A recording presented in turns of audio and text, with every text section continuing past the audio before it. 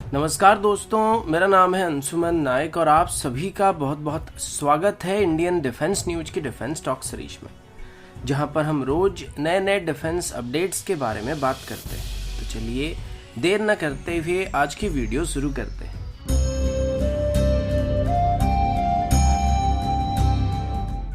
आज की पहली अपडेट MS-60R हेलीकॉप्टर्स को लेकर।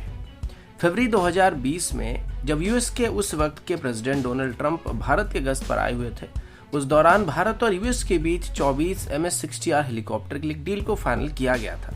इस डील की कीमत लगभग $2.2 बिलियन के आसपास की थी और इसमें सभी 24 हेलीकॉप्टर को भारत को 2025 के अंदर डिलीवर करने का प्लान किया गया था। अभी बताया गया कि यूएस की तरफ से अभी भारत की अर्जेंट नीड को देखते हुए यूएस की तरफ से यूएस नेवी के लिए बनाए गए इनिशियल 3 यूनिट को इंडियन नेवी की स्टैंडर्ड में मॉडिफाई करने के बाद उनको भारत को हैंडओवर करने का फैसला किया गया था और अभी जुलाई तक भारत को 3 MS-60R हेलीकॉप्टर को डिलीवर करने का बात किया जा रहा है। वैसे देखा जाए तो 2021 की जुलाई में ही भारत को ऑफिशियली 3 MS-60R हेलीकॉप्टर को डिलीवर कर दिया गया था, लेकिन अभी इनको फ्लोरिडा में और सैन डिएगो एयरबेस में इंडियन पायलट्स को ट्रेनिंग करने के लिए इस्तेमाल किया जा रहा है और लगभग 1 साल तक ट्रेनिंग को कंप्लीट करने के बाद इनको भारत में ट्रांसफर कर दिया जाएगा।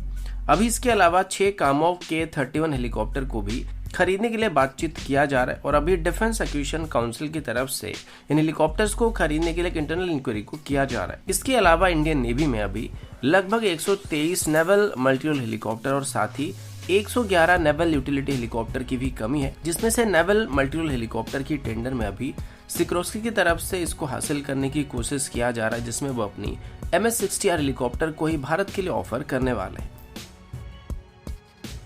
अगला अपडेट इंडियन नेवी की तरफ से। कुछ दिन पहले एक अपडेट सामने आया था कि इंडियन नेवी की तरफ से अभी 25 फरवरी से 4 मार्च तक एक इंटरनेशनल नेवल एक्सरसाइज को होस्ट करने का प्लान किया गया था, जिसका नाम मिलन एक्सरसाइज बताया गया था।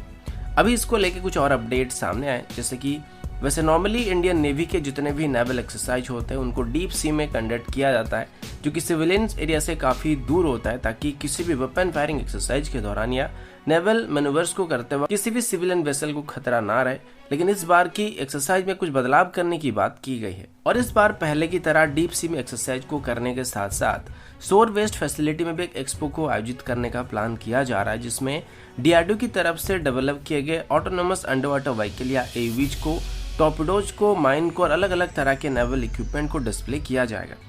AUVs की बात करें तो इनको पानी के अंदर सी बेड्स को नापने के लिए या सर्च और रिकॉन मिशन के लिए इस्तेमाल किया जा सकता है, या फिर जरूरत पड़ने पर इनको दुश्मन की वेसल्स को आइडेंटिफाई करने के साथ साथ इनको डिस्ट्रॉय करने के लिए भी इस्तेमाल किया जा सकता है। इसके अलावा इस बार नेवी की तरफ से डीप सबमरीन रेस्क्यू वेसल को भी डिस्प्ले करने की बात सामने आई है और इस बार की मिलन एक्सरसाइज की बात करें तो इसमें सभी क्वाड कंट्रीज पार्टिसिपेट करने वाले हैं और इस बार की मिलन एक्सरसाइज में पहली बार यूएस भी पार्टिसिपेट करने वाला है। इसे हमारी ईस्टर्न कमांड इस बार होस्ट करने वाली है और इसमें कम से कम 45 कंट्रीज पार्टिसिपेट करने वाले हैं। पहली बार जब इस एक्सरसाइज को शुरू किया गया था तो इसको पोर्ट ब्लेयर में कंडक्ट किया गया था और इसको 1995 में कंडक्ट करना शुरू किया गया था, लेकिन अभी की बात करें तो अभी इस एक्सरसाइज को विशाखापट्टनम में कंडक्ट किया जाएगा। अगला अपडेट इसरो की तरफ से, और अभी हम स्पेसएक्स और इसरो के बारे में कुछ डिस्कशन करने वाले हैं। दरअसल स्पेसएक्स की बात करें तो ये अभी डायरेक्टली इसरो के लिए खतरा बनने लगा है। अब देखा जाए तो ये दोनों एक दूसरे के राइवल तो नहीं है और इसरो अभी स्पेसएक्स के मुकाबले काफी पीछे है, लेकिन स्पेसएक्स की स्टारलिंक कॉन्स्टलेशन अभी सीधे तौर पर इसरो की सैटेलाइट के लिए खतरा बन गए हैं। अब आप सोच रहे होंगे कि क्या यह सैटेलाइट इसरो की सैटेलाइट को टारगेट कर रहे हैं या किसी तरीके की स्पेस वॉर को शुरू कर रहे हैं, जिसमें स्पेसएक्स की सैटेलाइट्स इसरो की सैटेलाइट्स को डिस्ट्रॉय करने की कोशिश कर रहे हैं। तो बात ऐसी भी नहीं है, लेकिन अभी पिछले साल इसरो की तरफ से दी गई कुछ रिपोर्ट के मुताबिक 19 बार ऐसा हुआ था जहां पर स्पेसएक्स की सैटेलाइट्स इसरो के सैटेलाइट्स के साथ टकराने वाले थे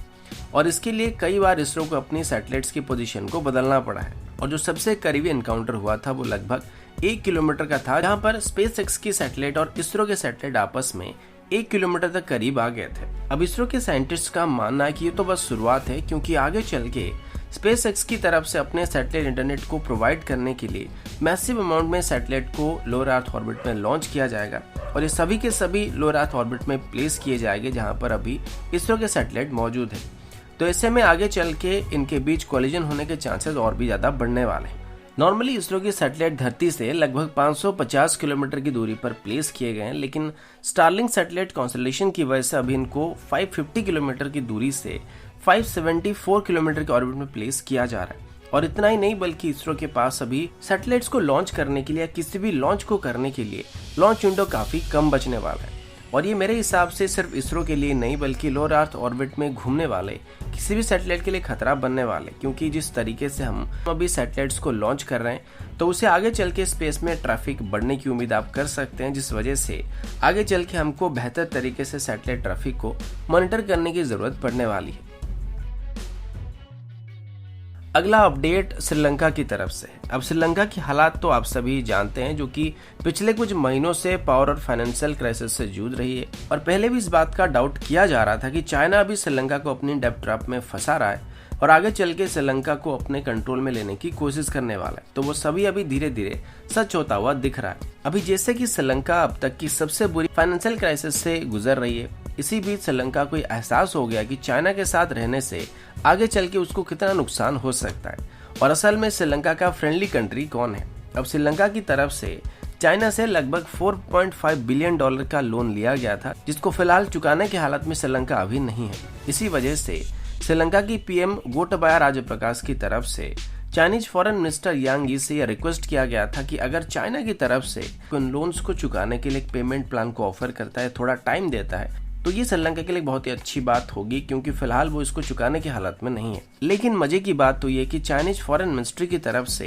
सीधे तौर पर श्रीलंका की रिक्वेस्ट को रिजेक्ट कर दिया गया है। और इसी बीच भारत की तरफ से श्रीलंका को लगभग $2.5 बिलियन की फाइनेंशियल असिस्टेंस को प्रोवाइड किया गया और श्रीलंका को लगभग 40,000 मीट्रिक टन फ्यूल को भी सप्लाई किया गया, जो कि श्रीलंका को अपनी पावर शॉर्टेज को या फंड शॉर्टेज को मेकअप करने में मदद करने वाला है। और अभी एक बहुत ही अच्छा मौका है जहाँ पर श्रीलंका और भारत के रिलेशन को बेहतर किया जा सकता है और भारत यहाँ पर श्रीलंका से चाइनीज इन्फ्लुएंस को धीरे धीरे कम करने की कोशिश भी कर सकता है। तो दोस्तों, अभी के लिए इतना ही। मिलता हूँ आपसे अगले वीडियो में, तब तक के लिए जय हिंद, वंदे मातरम।